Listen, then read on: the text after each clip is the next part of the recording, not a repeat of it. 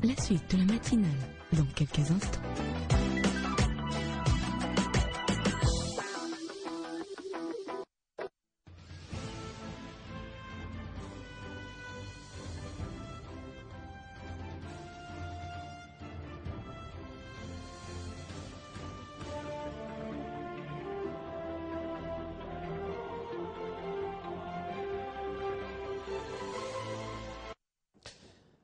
Mesdames et messieurs, vous qui venez justement de nous joindre, nous sommes en direct sur Télé 50. La matinale, ce programme éléphantesque. Au mois de janvier, les vœux continuent. Bonne année, plein succès, bonheur, paix, également prospérité, bonne santé. Vous nous avez tenu compagnie durant toute l'année 2013. Vous êtes également avec nous. Nous vous disons sincèrement merci.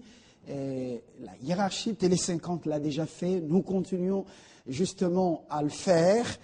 Ce matin, nous n'attendons pas le 16 et le 17 pour, en un seul jour seulement, réfléchir sur l'assassinat de Laurent Désiré Kabila et celui de Patrice Emery Lumumba. Nous nous sommes donné le devoir de commencer à réfléchir bien avant justement ces deux grands événements qui se suivent. Mois de janvier, mois spécial, le 4 janvier, le 16, le 17. Pourquoi l'ennemi a-t-il seulement choisi le mois de janvier? Pourquoi a-t-il assassiné Kabila, Mzee et Patrice Emery Lumumba? Eh bien, pourquoi seulement avoir choisi le mois de janvier? Autant de questionnements ce matin avec les invités. La crème intellectuelle du Congo. Nous recevons Norbert Yamba. Bienvenue. Merci bien. Merci de nous avoir tenu compagnie durant toute l'année 2013. Vous avez été parmi ceux qui étaient ponctuels, toujours disposés à venir partager sur ce qui concerne la nation. Nous vous en remercions et vous souhaitons les vœux de nouvel an, surtout plein succès. Merci. Merci pour avoir pensé à ma modeste personne.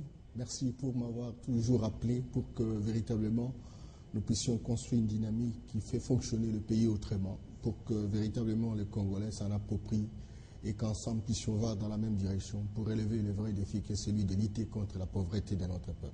Très bien. Alors, en signe de cet honneur, je dois rappeler que Norbert Yamba, vous êtes un acteur très dynamique de la société civile, de la RDC, vous êtes consultant international en développement durable, expert senior en décentralisation, vous aimez beaucoup en parler, vous êtes président du mouvement pour la restitution de la République aux citoyens, une nouvelle dynamique de la société civile qui vient de naître, et puis vous êtes DG du Centre national d'éducation environnementale, écrivain, vous avez à votre actif une dizaine de livres, et également plusieurs articles scientifiques. Vous êtes membre du réseau international des sociodémocrates et leader paysan, analyste politique et également administrateur directeur général du groupe La Patience. Voilà tout ce que nous pouvons, en termes de cet honneur, de cet hommage, dire sur vous. Pourquoi seulement le mois de janvier? C'est la question qui turlupine ma cervelle ce matin. Bon, franchement, je ne suis pas un divin pour véritablement comprendre le mystique du choix du mois de janvier, mais il est fort possible que le hasard n'existe pas. Le hasard n'existe pas pour les spiritualistes. Et ils savent véritablement expliquer comment ils ont choisi le mois de janvier pour sacrifier le Congo. Il n'y a pas de hasard. Sacrifier le Congo parce que... une analyse profonde, il n'y a pas de hasard. Parce que le début d'une année. C'est ça. Parce qu'on ne peut pas imaginer qu'un homme de la trempe de Lumumba, vous vous rappelez, qui a bougé, qui a fait bouger le monde, quelle ingéniosité, 2 mois au pouvoir. Mais il a bougé le monde, il a marqué l'humanité. C'est une fierté pour le Congo. Lumumba n'a fait que moins de 2 mois au pouvoir. Au pouvoir. Et voilà, il est parti. Simplement parce qu'il voulait tout simplement qu'on restitue la République aux citoyens. C'est un peu le mouvement que nous mettons en place, celui de restitution de la République aux citoyens, pour symboliser que nous devons nous autodéterminer pour notre pays. mutandis mutandis pour Laurent Kabila, qui estimait que... 3 ans aux affaires. 3 ans aux affaires. 3 ans pratiquement aux affaires. Mais il amène un autre discours. Et on choisit le mois de janvier pour l'assassiner, et le 16 janvier. C'est la pertinence des discours, le message qu'ils apportaient. Lumumba dit oui l'indépendance, mais alors une indépendance économique. Parce que l'indépendance politique est toujours encadrée par l'indépendance économique. Il faut que le Congo se prenne en charge. Et Kabila vient, il dit organisez-vous. Organisez-vous à différents niveaux d'atterrissage pour que vous soyez le maître de votre destin. C'est des messages complémentaires afin que était dans la tendance de pouvoir bouleverser l'ordre international. Et vous savez que l'ordre international, c'est un système qui a été mis en place, qui construit des systèmes patrimoniaux dans les différents États, surtout subsahariens. C'est ce qu'ils appellent nouvel ordre politique et nouvel ordre mondial. Et c'est ça. Ça se change de mots à tout moment, mais ce qui est vrai, c'est que ce sont des instruments de pénétration des riches vers les pauvres et les assujettir dans une situation de pauvreté en ayant des courtiers, en ayant des commissionnaires à l'intérieur de ce pays et qui véritablement doivent travailler au service des puissances d'argent. Et tout celui qui apporte un discours qui va dans le sens d'autonomiser, d'autodéterminer, de responsabiliser et d'organiser les nations respectives, eh bien celui-là n'a pas droit à la vie. Ou soit on l'élimine, ou soit on ne lui donne pas la possibilité de pouvoir gérer. On l'a vu avec Lumumba, on l'a vu avec Laurent Kabila, on l'a vu avec Colonel Kadhafi. Récemment encore, ce qui s'est passé en Côte d'Ivoire, qui véritablement pose encore des interrogations, étant donné que ce monsieur-là, Laurent Gbagbo, voulais-je dire, était considéré comme souverainiste. Donc, tout celui qui est censé être souverainiste. Les souverainistes ici, c'est affirmer qu'on est véritablement dans un pays. Donc, les nationalistes purs et durs. Oui, donc les nationalistes, il n'y a pas de pur et dur. Hein. Ce sont des interprétations occidentales. Des étiquettes. Cataloguées à des personnes qui pensent, sur leur visage. Qui pensent que les citoyens de chaque pays doivent trouver leur compte dans la gestion de la République et que la pauvreté soit véritablement le défi de l'élite quotidienne. Et quand on vient avec un tel discours, à ce moment-là, on se dit, ben écoute, la situation devient très grave. Et je voudrais vous assurer, Fabien, qu'aujourd'hui, nous risquons de revivre la même situation. Parce que, croyez-moi, la croissance aux États-Unis aujourd'hui, c'est la croissance plus 2, ce qui est une bonne chose. En Asie, c'est la croissance plus 4. En Europe aujourd'hui. En Europe, c'est croissance 0. Croissance 0. En Afrique, c'est la croissance 5 plus 5. Or, l'Afrique, c'est le terrain de prédilection. Le minimum. Le minimum. La croissance 0. Ça veut dire qu'en fait... Non, je dis 5. En Afrique, c'est le minimum. C'est le minimum. Il y a des pays qui vont jusqu'à 8. Il y a des pays qui, comme le Congo, va jusqu'à 7, en 2013, le Congo est allé jusqu'à 7,6. Bon, mais ça, même si, je crois qu'en tant que socialiste, en tant que défenseur des paysans, vous allez me dire ça n'a pas de retombées dans l'assiette. Ça, c'est une autre paire de manches. Oui. Mais revenons à nos moutons, pour ne pas chasser les moutons et les chèvres. Je voulais dire que la tendance aujourd'hui en Afrique, c'est une tendance progressive. Une tendance, j'allais dire, progressiste en termes de performance par rapport à la dynamique de la croissance économique. Eh bien, maintenant, l'Occident est aussi en train de vouloir revisiter l'ordre qu'il a mis en place. Parce qu'aujourd'hui, les terrains de prédilection sont convoités même par l'Asie, qui autrefois était aussi sous la domination occidentale. Et l'Occident n'est pas d'accord avec cette façon de faire les choses. Et c'est comme ça qu'elles sont en train de réfléchir sur des nouvelles stratégies de recolonisation. Et ça, il faut vraiment être aguerri pour comprendre ces jeux-là. Voilà, vous allez nous les faire comprendre. Je rappelle les principaux titres de l'actualité ce lundi matin. La réunion des ministres de la Défense de la conférence internationale de la région de Grand Lac qui a abordé les questions liées à l'instabilité et l'insécurité dans la région s'est terminée dimanche à Luanda, en Angola. Le ministre angolais de la Défense a réitéré le vœu de voir cette organisation devenir de plus en plus crédible. L'Angola assumera la présidence rotative de la CIRGL après la réunion des chefs d'État prévue ce mercredi. À Kinshasa, le porte-parole du gouvernement a démenti l'existence d'une interdiction de voyager visant l'opposant Vital Kamere de l'UNC. Lambert Mende Omalanga affirme que des enquêtes sont menées pour vérifier l'auteur de cette mauvaise farce. Pour lui, cette prétendue interdiction de voyager dénoncée par l'UNC serait plutôt une sorte de syndrome de victimisation que manifestent certains éléments de l'opposition pour faire parler d'eux. En Centrafrique, le président par intérim Alexandre Ferdinand Ngwende a signé dimanche 12 janvier au sortir le décret convoquant les 135 membres du Conseil national de transition à partir de mardi afin qu'ils élisent d'ici 10 jours le successeur de Michel Djotodia à la tête de la transition. Et puis en sport, le championnat d'Afrique des Nations est à sa 3e journée ce lundi avec le premier match du groupe C hier dimanche. Le premier match du Burkina Faso dans ce championnat d'Afrique des Nations s'est soldé par une défaite contre l'Ouganda 2-1. Une victoire qui a permis aux Ougandais de prendre la tête du groupe B. Voilà. L'actualité revient dans moins d'une demi-heure sur Télé 50.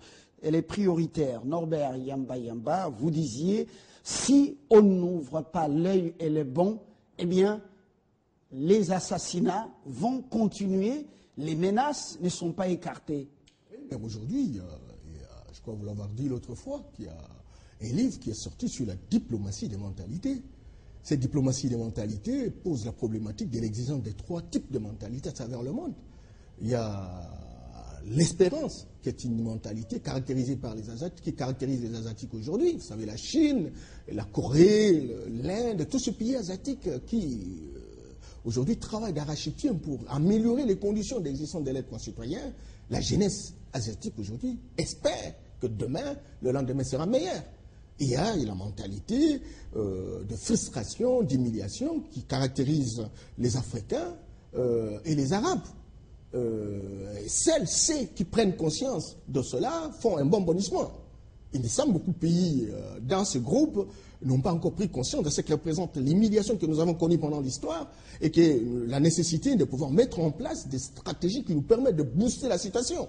Mais il y a une 3e mentalité, c'est la mentalité, la peur et la panique de l'Occident. Je vous ai dit que l'Occident, aujourd'hui, croissance 0. Le chômage a repris son cours normal, etc. Et l'Occident est en train de réfléchir parce que l'Afrique, comme le monde arabe, était ses terrains de prédilection. Et il faut récupérer cela, surtout qu'il y a une compétition asiatique aujourd'hui. L'Afrique est-elle en train d'échapper au contrôle de l'Occident? Mais il faut se promener à travers l'Afrique aujourd'hui. Face à l'arrivée de la Chine. Bien entendu. Est-ce que l'Afrique est en train d'échapper? Vous savez que la Chine investit en Afrique en proportion de 200 milliards de dollars par an, contre 110 milliards pour les États-Unis, etc. Tel n'était pas le cas. Aujourd'hui, l'Asie est en train de prendre l'Afrique. Non seulement l'Asie, non seulement la Chine, il y a l'Inde, il y a le Japon, il y a la Corée, il y a tous ces pays, l'Indonésie. Et donc, la tendance aujourd'hui, c'est qu'il y a une sorte de compétition. Et les opportunités s'offrent. Ce sont les Africains qui vont s'organiser, les Africains qui vont avoir une vision long-termiste, durabiliste, pour organiser leur nation, civiliser leur gestion, qui véritablement répondront à ces préoccupations. Et ceux qui n'auront pas compris cet état de choses seront recolonisés. C'est cela. Mais alors, ceux qui osent lever la tête, ceux qui osent dire les choses, ceux qui osent réveiller la conscience de leurs compatriotes et leur dire, voilà, ça, c'est notre héritage, ce pays. Mais ils font la chasse de l'Occident, qui utilise des commissionnaires des pays voisins pour mettre fin à leur vie. Est-ce que nous avons déjà compris ces choses? On n'a pas encore compris, mais il y a possibilité de s'en sortir parce qu'il y a des opportunités qui s'offrent. Lorsque vous allez en Occident, vous allez trouver des groupes qu'on appelle des altermondialistes, qui sont fondamentalement occidentaux, mais qui en fait, ils ont une vision planétaire, planétarisée. Tu vois, ces gens-là qui se battent à longueur de journée pour que le monde fonctionne autrement. Ces gens existent, ce sont des grandes opportunités. Outre cela, il existe une sorte de solidarité entre les peuples. Les organisations de droits de l'homme, les associations de développement, etc., qui sont planétaires. et qui travaillent pour que véritablement les gouvernements respectifs changent les modes de gestion. Et alors maintenant, si à l'intérieur de nos pays, nous n'arrivons pas à comprendre le bien fondé de cet état de choses, le Brésil, c'est un pays du tiers-monde comme tout le monde.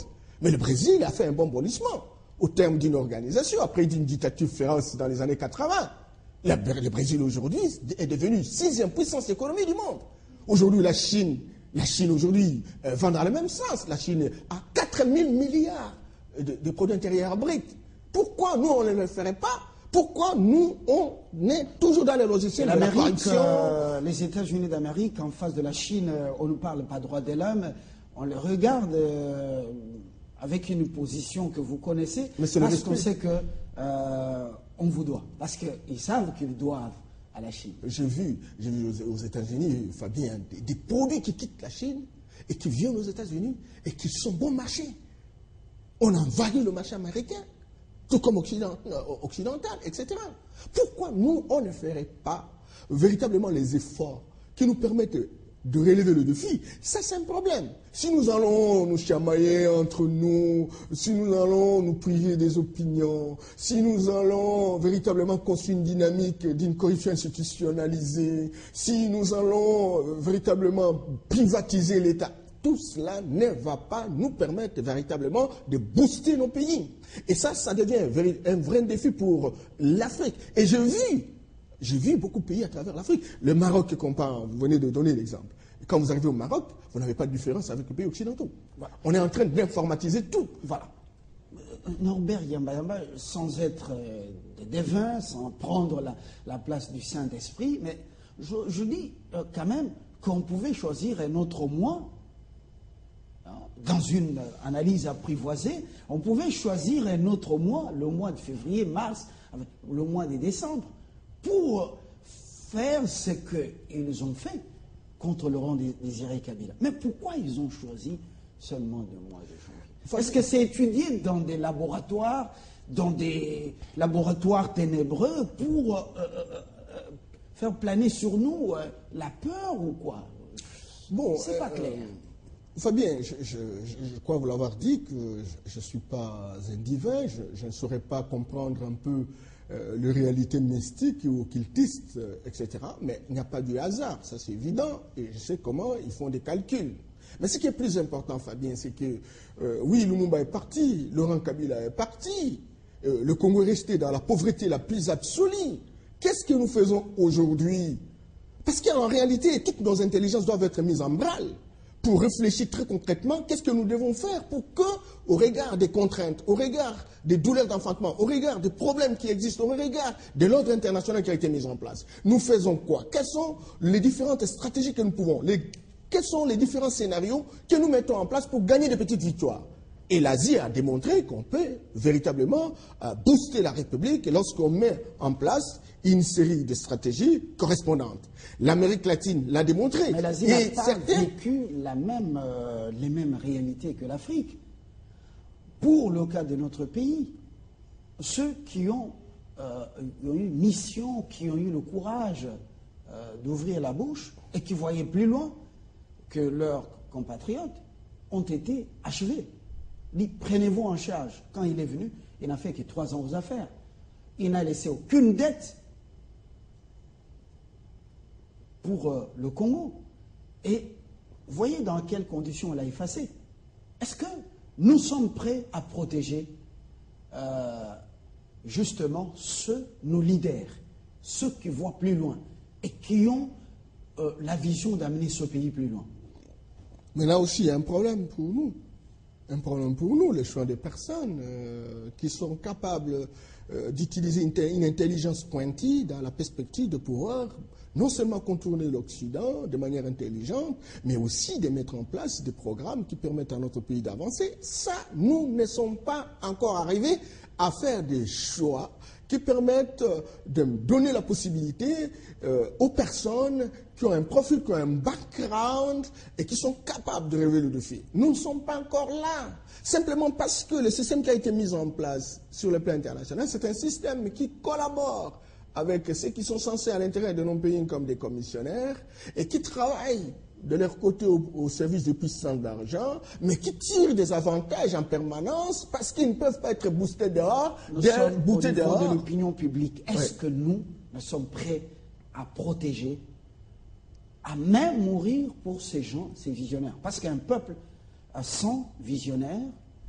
c'est un peuple qui avance vers les gouffres. Il y a encore un déficit. Est-ce que nous pouvons les protéger? Il y a encore un déficit dans les chefs de notre peuple.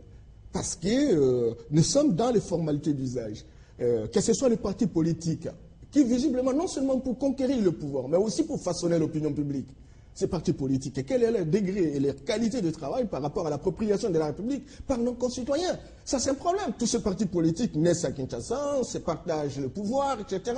Ils sont dans les guichets là où ils distribuent le pouvoir. Et ils oublient l'essentiel de travailler à Kimbaseke, à Kasumbalesa, à Tchela, à Lomela, ne sais pas, à Mweneditou, etc.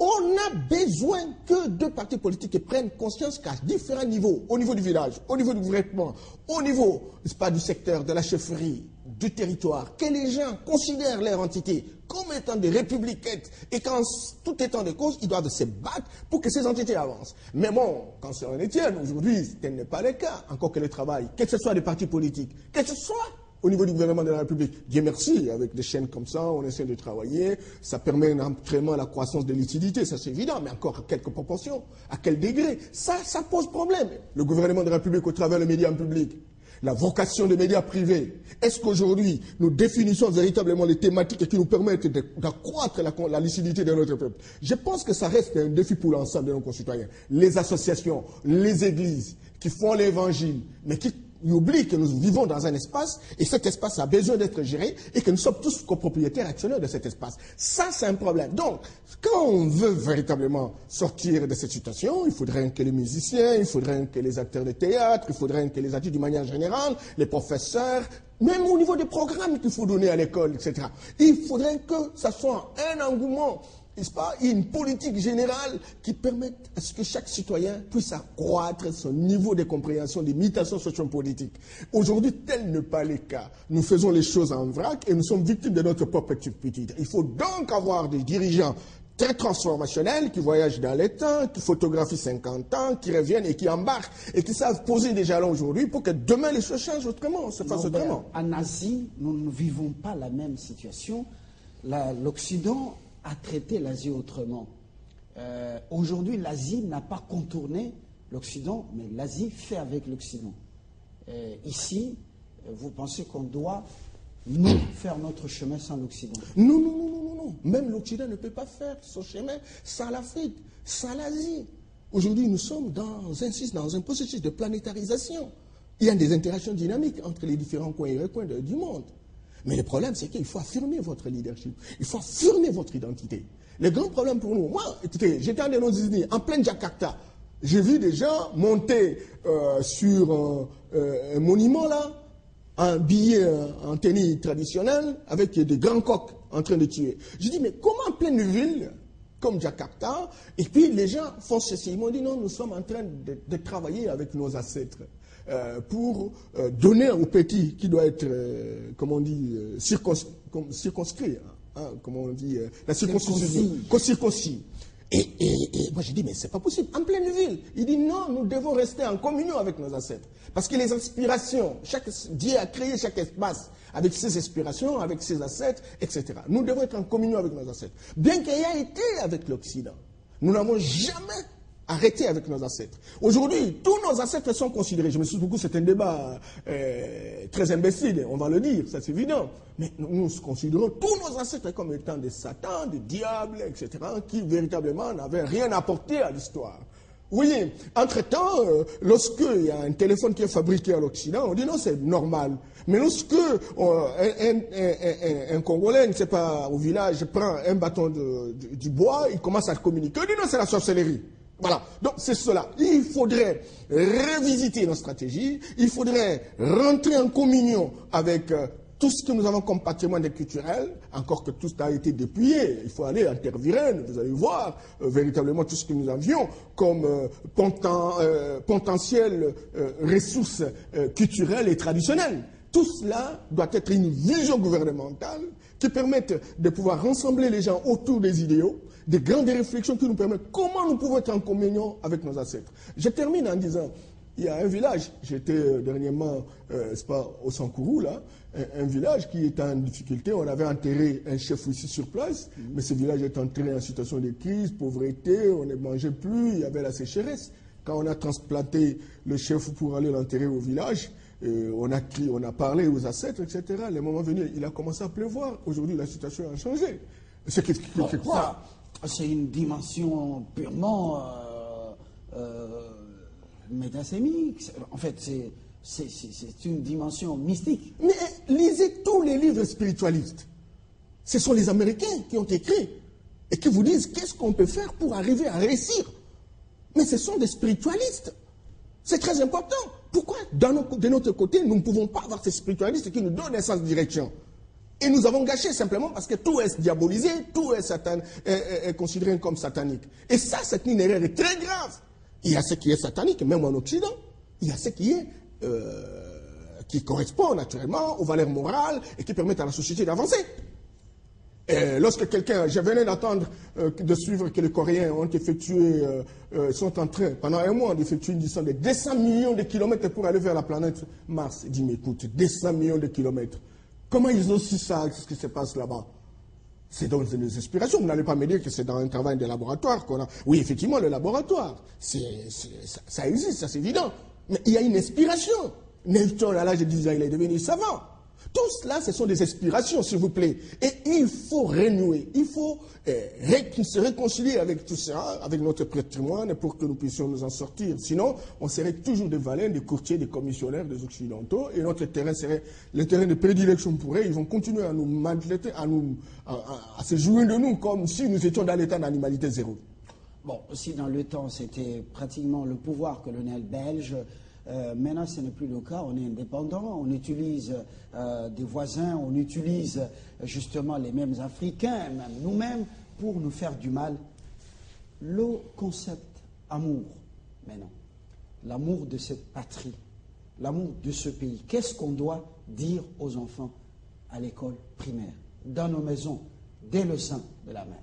J'avais un prêtre qui nous faisait un cours de théorie, d'analyse critique des théories de développement. Il disait que le système qui a été mis en place, le système d'enseignement, c'est un système qui a produit des chômeurs de luxe. Des chômeurs de luxe. J'allais dire des chômeurs cachés. Des gens qui n'avaient pas le caractère de pouvoir transformer leur pays, leur entité. Des gens qui avaient juste être perroquins, se faire avoir un diplôme, se le présenter à qui veut l'entendre pour dire que voilà, moi je suis professeur, je suis ceci, je suis cela. Mais la plus-value de ce que représente la formation ne nous a pas donné à quoi que ce soit. J'ai fait une étude dans la province de l'Équateur, à Ingende. C'est un territoire à 180 km de Mbandaka. Et dans cette étude, je voulais voir quel est le système d'enseignement mis en place et quelles sont les activités principales réalisées. Et quand j'ai vu, c'était la littéraire, la pédagogie. Et pourtant, l'activité principale réalisée sur le terrain, c'était la pêche, la chasse, l'agriculture. Et donc, tous ces enfants qui auraient pu pérenniser, transformer la pêche, réfléchir, proposer de nouvelles alternatives, n'ont pas cette possibilité parce qu'ils arrivent, on leur apprend comment le latin, on leur apprend comment on enseigne, etc. Et donc, il y a une sorte de rupture, il y a une désintégration, il y a une désarticulation, il n'y a pas continuité. Et donc, ce sont des chômeurs potentiels que l'on forme. Et ça, c'est un problème. Et il faut donc une révisitation au niveau de l'enseignement. Moi, j'ai toujours entendu les gens dire, écoute, l'enseignement aujourd'hui, on fait sortir les examens d'État en temps. Ok, c'est une bonne chose. Mais quelle est la qualité de ces personnes et quelle est leur utilité? Quelle est la valeur ajoutée? Quel est le niveau de transformation dans notre pays? C'est un problème. Et il faut que le ministre, tous ses conseillers, etc., se concentrent pour dire quel type d'enseignement faut-il donner aujourd'hui. Voilà. Ça, on en a besoin, il me semble que ce n'est pas la préoccupation. Sur le cours des civismes et développement, le cours d'éducation politique, civique et politique, je ne sais pas comment ils ont intitulé ça maintenant. Qu'est-ce qui doit être dit aux enfants sur Kabila, Laurent Désiré, et sur Patrice Lumumba? C'est la preuve d'amour. On ne s'approprie pas l'histoire. On ne s'approprie pas ses héros. On ne s'approprie pas les grands hommes. On ne s'approprie pas son destin. Mais on ne peut pas s'en approprier parce que ce n'est pas ça la vision. Ce n'est pas ça la direction que nous prenons. Lumumba devrait être riche. Lumumba est extrêmement riche. Combien de propositions lui ont été faites? Il faut discuter avec des gens, des chercheurs, des anthropologues. Nous avons des amis, nous comptons des amis en Europe comme en Amérique, etc. Mais écoutez, il a dit qu'il ne peut pas se régner. Il ne peut pas vendre le Congo.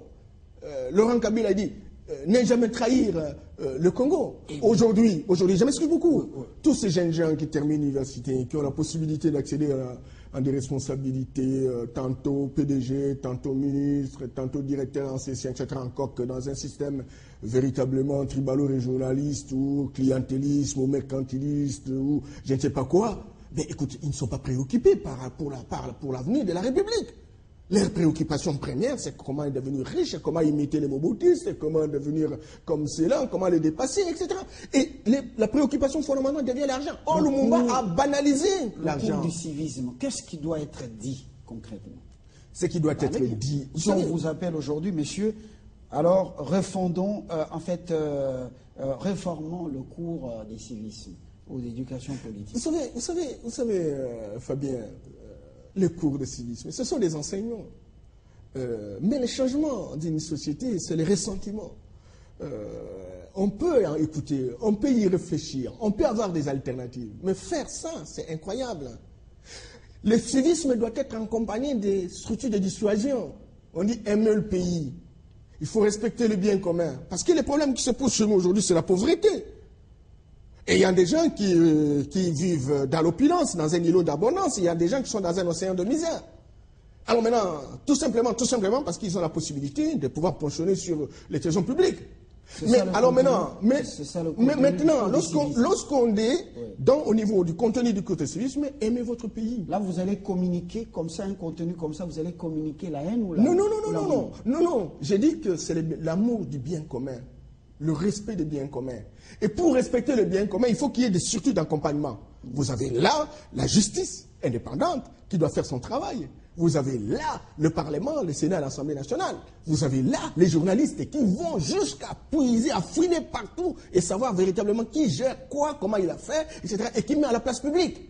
Vous avez là la société civile. Pas une société civile qui attend toujours le gouvernement pour se partager les postes, mais une société civile très professionnelle, avec des spécialistes, une banque de données bien établie, et qui sont dans les différents secteurs de la vie nationale, et qui sait demander qu'est-ce qu'on a fait ici, qu'est-ce qu'on a prévu, qu'est-ce qu'on a réalisé, qu'est-ce qui reste, pourquoi on a fait ceci, pourquoi on n'a pas fait cela. Et il faut également les services de renseignement devenir des services d'intelligence. Et donc, on donne un contenu, l'amour du pays, savoir aimer son pays, comment le développer. Mais il faut qu'il y ait des structures d'accompagnement. La volonté volontariste du gouvernement de la République, à travers le président de la République et jusqu'aux petits paysans, de dire c'est notre pays, nous n'avons pas de choix et nous devons nous battre pour que nous puissions avancer. Ça, on en a besoin.